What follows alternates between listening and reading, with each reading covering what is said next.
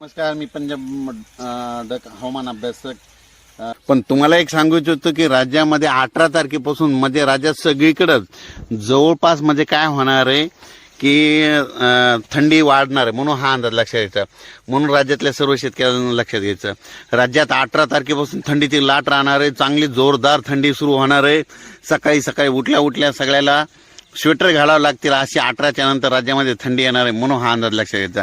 आणि राज्याच्या सर्व शेतकऱ्याला सांगायचे होते की फक्त राज्यामध्ये आता हे म्हणजे 16, 17 आणखीन 2 दिवस फक्त सांगली जिल्हा, सातारा जिल्हा, कोल्हापूर जिल्हा, त्याच्यानंतर सोलापूरच्या जत भागाकडं, आणि कोकणातल्या रत्नागिरी, रायगड आणि सिंधुदुर्ग, पणजी त्या भागाकडं तुरळक ठिकाणी पावसाची शक्यता आहे, म्हणून हा अंदाज लक्षात घ्यायचा.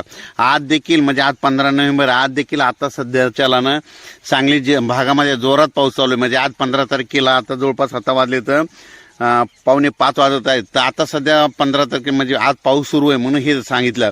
ह्या पाऊस सांगितल्यामुळे काय झालं, शेतकऱ्यांनी तिथलं औषध मारल्यामुळे त्यांचं ते नुकसान त्या भागातलं टळलं. म्हणजे हे लक्षात घ्यायचं की नसा त्यांचे नेमके फ्लॉवरिंग स्टेजमध्ये द्राक्ष आलेली, म्हणून त्यांच्यासाठी खास करून अंदाज आला.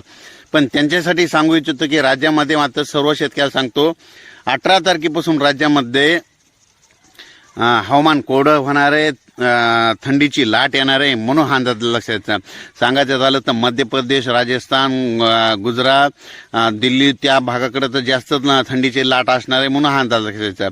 आणि महाराष्ट्रात देखील 18च्या नंतर 19 पासून पारा घसरणार आहे, म्हणजे जवळपास 12-13 अंशावर पारा येणार आहे, म्हणून हा अंदाज लक्षात येतं.